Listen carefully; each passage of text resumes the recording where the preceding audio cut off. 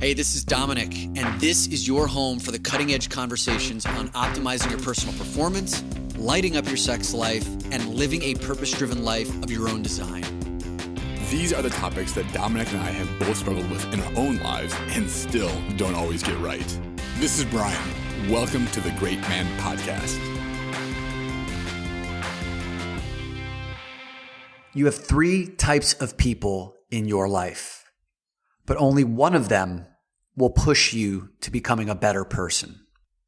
As I look back over the last decade of my life, so much of my growth, my happiness, my success, my ability to feel inner peace and connection and love has hinged upon my ability to identify, attract, and forge bonds with this special third type of person that I'll be telling you about momentarily. And to do so, I want to share a special story with you about a remarkable person that falls into this category. Now, the way I came up with this story was about a year ago, I was asked to deliver a keynote speech for perhaps the top advisory firm in the industry that I spent 15 years working in. And this firm is called Cap Trust. I've always looked at them as the crown jewel of the retirement services industry for how they go about their business. When I was asked to speak on their stage as their closing keynote speaker, it was a big honor. And I knew I wanted to up my game and I wanted to share with them something deep from the heart and not just from the mind as well. I wanted to leave them moved and inspired. And so as I really started to tap into what could I share that would really move people and make a difference for them, especially as the top performers in the industry, the one person that kept coming to mind was my sister, Mary. And I'd love to share with you a story that I've written about her that I shared on that stage, that at the end of that speech, I had people come up to me with tears in their eyes and still reference to this day. So here's a little story about my sister, Mary. Mary loves smiling, bowling, and is generally unbeatable at the game of Yahtzee. Undisputedly, she gives the world's warmest hugs. Her favorite color is the color pink, as evidenced by her bedroom, where it looks like a case of Pepto-Bismol has exploded everywhere. More than anything in this world, Mary loves babies.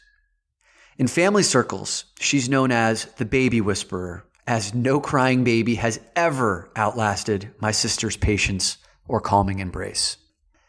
She calls me Domino, a nickname that she still finds hilarious even 41 years later. Mary is what you would call special needs. What her learning disability is precisely has always been difficult to say. There's never been a convenient classification for her like autism or Down syndrome. But from an early age, medical professionals and special needs experts started bracing my parents for the reality that Mary would always require a lifetime of extra care. She would never be able to live on her own or hold a steady job or be fully independent. Raising a child is difficult, but raising a child with special needs can require a superhuman level of commitment. Growing up, I witnessed how hard Mary's differences were on her.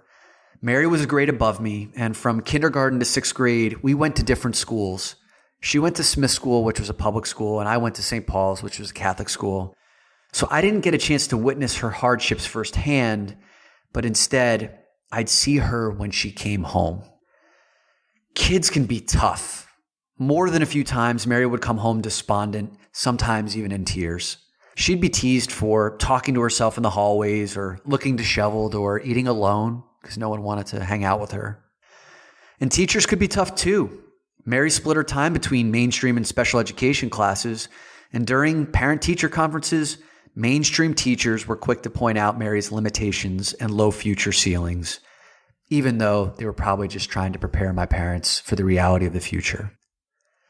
But as Mary approached 8th grade, she faced down the barrel of a whole new set of problems. Mrs. Unwrapped. Mrs. Unwrapped's reputation preceded her. She was notoriously the hardest-assed, most unforgiving teacher at Smith School. Students feared her disciplinary wrath. You see what I did there? Parents feared her because they couldn't negotiate their kids' grades with her. Mrs. Unwrapped was an institution. She didn't bend to you, man. You bent to her. And of course, Mrs. Unwrapped happened to teach algebra, the most notoriously unforgiving subject. She was legendary for throwing pop quizzes and chewing out students who didn't come prepared, and worst of all, calling on you spontaneously in class, daydreamers be damned. This, of course, worried my mother. Mary had never thrived when being put on the spot, and my mother forecasted a long year of torment for my sister. So my mother, being the amazing woman that she was, reached out to Mrs. Unwrapped shortly before the school year began and explained Mary's situation. Mrs. Unwrapped listened intently, and at the end of the conversation said, "Give me a week with your daughter in class, and then I'll be back in touch with you." The following week, to Mrs. Unwrapped's word, my mother's phone rang. "Your daughter has a processing delay," said Mrs. Unwrapped. My mother thought to herself, "That's strange. I've never heard that before. After years of having Mary tested by medical professionals, no one ever had suggested the term processing delay with Mary's learning challenges." Mrs. Unwrapped continued, "With just a few adjustments, I believe Mary can function at a high level in this classroom. She shows solid comprehension of the work that's in front of her. It just takes her longer to complete. She needs the time to process information. So instead of putting her on the spot in class, I've coordinated a secret signal with Mary to let her know that a question is coming her way. When I put my hand on her desk gently, she knows that the next question is for her, and I'll give her extra time before calling on her for the answer. And then finally, I tutor 4 nights a week. If you make sure that Mary is here for 2 of those 4 nights, I guarantee that she will be mainstream math come high school." My mother was flooded with emotions, including both excitement and fear, but above all, hope. No teacher had ever shown a belief in Mary like this before, especially not after 1 week, especially not the hardest ass, most unforgiving teacher in the school. So, with trepidation, my mother agreed to Mrs. Unwrapped's plan. At the end of the final semester, Mary finished that year with a B average, and she was mainstreamed for high school math, just like Mrs. Unwrapped had guaranteed. The experts said that Mary would never be able to live on her own or hold a regular job. Today, 28 years after Mrs. Unwrapped came into our lives, Mary is 42 years old. She's living on her own, and she has held a steady job for nearly 2 decades. Being mainstreamed in her high school education meant that Mary could graduate and enroll in a community college where she studied early childhood development. And her college degree enabled her to land a job, a steady paycheck, and eventually move out into her own apartment. Over a decade ago, Mary took up residence at the Woodlands, which is a senior citizens home of all places in the town where my family still lives and where I grew up. You see, 10% of the units at the Woodlands are subsidized for non-senior citizens who are classified with special needs.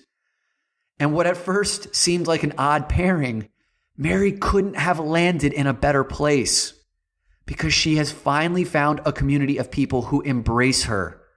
Because as it turns out, Mary's natural-born skills as a very patient listener are valuable currency in a place where people have no shortage of stories or time. She is a regular at the card game tables, more than holding her own at old school games like Pokino and Canasta. She's even turned into the resident technology whiz. If you need to set up your Amazon Alexa or FaceTime your grandson, Mary is your woman. And Mary is also now the longest tenured employee, 19 years on the job at the Goddard School, a daycare center where she cares for infants 6 weeks to 12 months of age. Mary's gentle, loving touch has nurtured hundreds of babies and reassured nearly twice as many parents during the most fragile moments of the newborns' lives. Her skills as the baby whisperer found a perfect home. I once asked Mary how many diapers she changes per day, and conservatively, she estimates about 10. After 19 years on the job, That equates to roughly 33,000 diaper changes according to my math. And when I tell Mary this, her eyes light up, as she often does, and laughs. There was a time where Mary was underestimated by nearly everyone, doctors, experts, and even sometimes her family.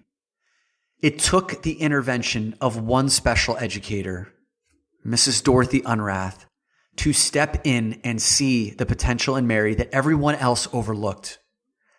She unlocked something magical that was hidden deep inside of Mary, a budding, beautiful flower of possibility that was so in danger of wilting if Mrs. Unwrapped hadn't stepped in time to nurture her. Succeeding in Mrs. Unwrapped's class seemed like a small, albeit significant win at the time, but what it really represented was a new, upward pointing trajectory for Mary's life that changed everything.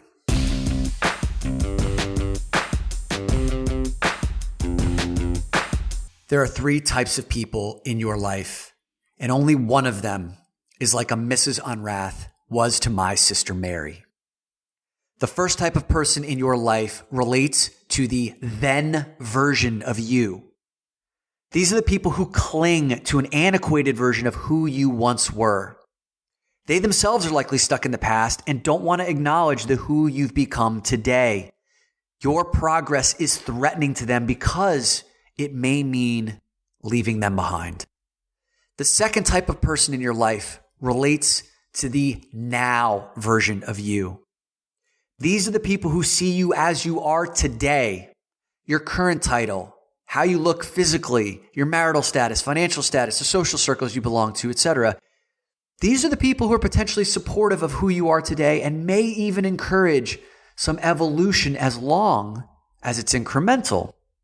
Because if your progress is too big, too bold, too dramatic, too much change may scare them because they too may fear you leaving them behind. And in my experience, about 95% of the people that make up your life relate to the here and now version of you.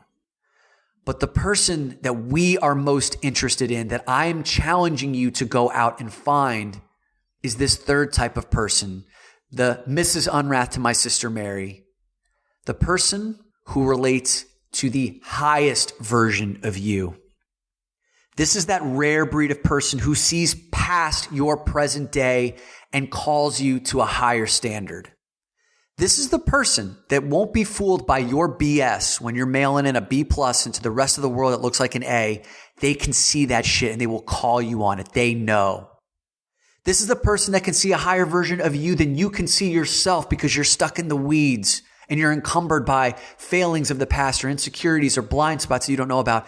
This person doesn't see any of that.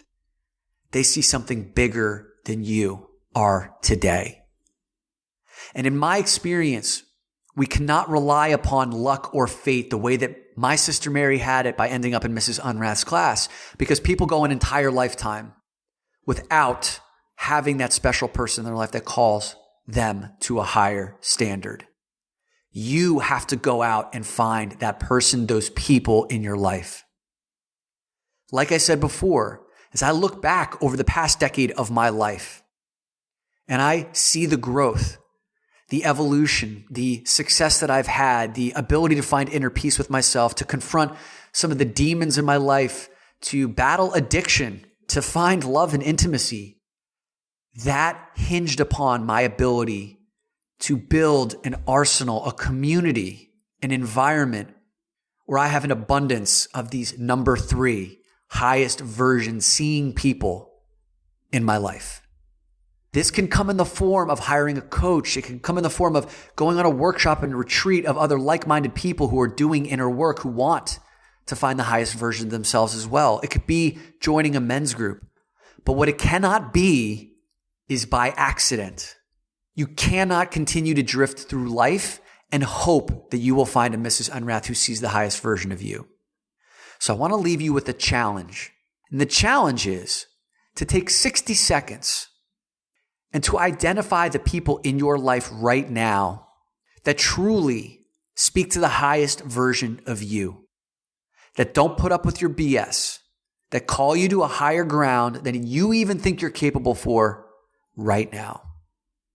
And I challenge you to think beyond the person who's closest in proximity to you, your wife or your husband or your partner. Those people shouldn't always have to bear the burden of calling you to a higher standard. Who are the other people in your life? And when you get those people and you figure out who they are, thank them. Ask them if they'll hold you accountable. Pay them for their coaching. Join their groups. Take action, because these are the people who are going to help you unlock everything it is that you want in your life. I wish you luck. And more importantly than that, action. If you have been inspired to seek out a community of men that can call out the highest version of you, who they themselves are doing the inner work and working on living out the highest version of themselves, a community of men who are creating a system of accountability and support so that you do not drift back into a predictable, comfortable, less than default lifestyle, then I encourage you to check out thegreatmanmastermind.com. This is a small, select group of high caliber, high character men who are coming together for a common, major, definite purpose, for a year's worth of work on identifying and living out the greatest version of yourself. These are the men who are interested in designing the next decade of their lives, of knowing their full potential, of connecting with purpose and living from that space with a group of other men who are committed to doing the same. If this lights a fire, go check out thegreatmanmastermind.com.